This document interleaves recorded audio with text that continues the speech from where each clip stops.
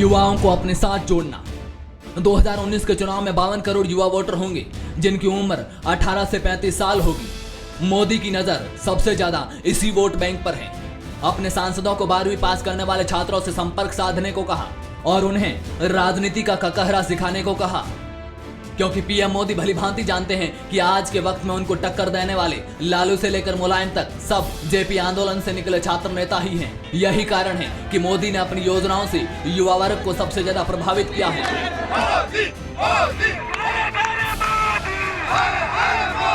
Skill development से लेकर startup तक सभी योजना इसी रणनीति का हिस्सा हैं। सोशल मीडिया की अहमियत भी मोदी भली भांति जानते हैं।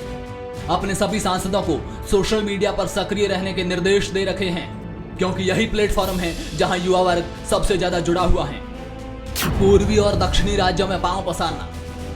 2014 के लोकसभा चुनाव से पहले दक्षिण और पूर्वी राज्यों में बीजेपी का कोई खास वर्चस्व नहीं था, लेकिन पीएम मोदी का इरादा पूरे भारत में पांव पसारने का है। अपनी जबरदस्त रणनीति के तहत पूर्व के 4 राज्यों में सरकार बना चुके हैं। अब नजर पूर्वी राज्यों के वोट शेयर को बढ़ाने पर है।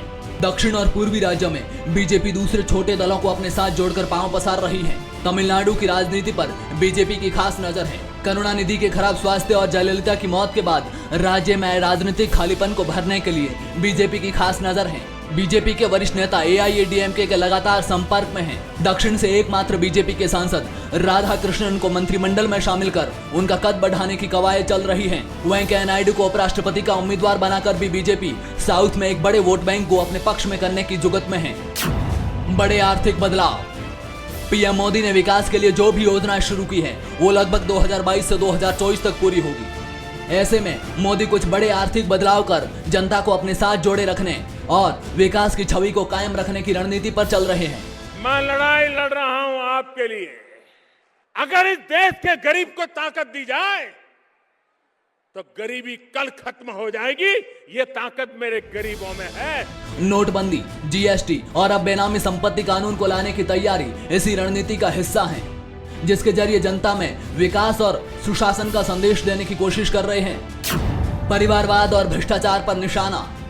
बीजेपी खास तौर पर उन क्षेत्रीय पार्टियों पर निशाना बना रही है जो 2019 के लिए मुश्किल बन सकती हैं, या यूं कहें कि वोट बैंक के लिहाज से बीजेपी के लिए खतरा हो सकती हैं।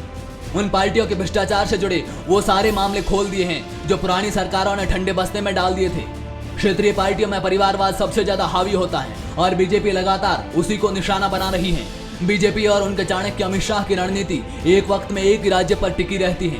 पहले दिल्ली, फिर यूपी में सपा परिवार और मायावती, उसके बाद बिहार में महागठबंधन को निशाना बनाया। गुजरात में वाघेला के जरिए कांग्रेस को कमजोर करने की रणनीति बनाई और अब सुगबुगाहट नवीन पटनायक के खिलाफ उठ रही है, जिसकी एक बार की कुछ दिन पहले बीजेपी प्रवक्ता संबित पात्रा द्वारा चुनावी चंदे को लेकर पटनायक के खिलाफ चुनाव आयोग में शिकायत करने को लेकर देखी जा सकती है। दलितों और पिछड़ों को अपने साथ जोड़ना। 2014 के लोकसभा चुनाव से पहले भले ही बीजेपी स्वर्ण और अगड़ों की पार्टी मानी जाती थी, लेकिन मोदी ने सत्ता में आने के बाद लगातार दलितों को मुख्य धारा से जोड़ने की कोशिश की है, जो पारंपरिक रूप से क्षेत्रीय पार्टियों का कोर वोट बैंक था। यूपी विधानसभा चुनाव में 86 आरक्षित सीटों में से 69 सीटें जीतकर परंपरागत वोट बैंक की परंपरा को तोड़ दिया है। देश की कुल आबादी का 24.8% दलित आबादी है, जिनमें से एससी 16.6% और एसटी की आबादी 8.2% है। एससी की 21 करोड़ की आबादी है। इन 21 करोड़ में से यूपी, पश्चिम बंगाल, बिहार, तमिलनाडु और आंध्र प्रदेश, इन 5 राज्यों में ही दलितों की आबादी का आधे से ज्यादा हिस्सा रहता है। इनमें से पंजाब, यूपी, बिहार, पश्चिम बंगाल और हिमाचल में सभी पार्टियों की दलित वोट बैंक पर खास नजर रहती है। राज्यों की आबादी में दलितों के वोट बैंक को देखें तो पंजाब की कुल आबादी का 32%, हिमाचल में 25%, पश्चिम बंगाल में 23%, यूपी में 22% और बिहार में कुल आबादी का 20% दलित वोट बैंक है।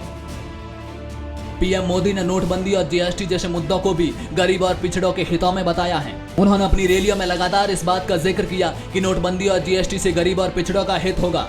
मेरी सरकार की एक ही पूजा है, 125 करोड़ देशवासियों का कल्याण। मेरी सरकार की एक ही कार्यशैली है, सबका साथ सबका विकास। राष्ट्रपति चुनाव के लिए रामनाथ कोविंद का चयन कर कहीं न कहीं पीएम मोदी दलितों में एक सकारात्मक संदेश देने की कोशिश कर रहे हैं। हमारे और नए अपडेट्स जानने के लिए सब्सक्राइब करें हमारा चैनल और प्रेस करें बेल आइकन ताकि कोई वीडियो मिस न हो।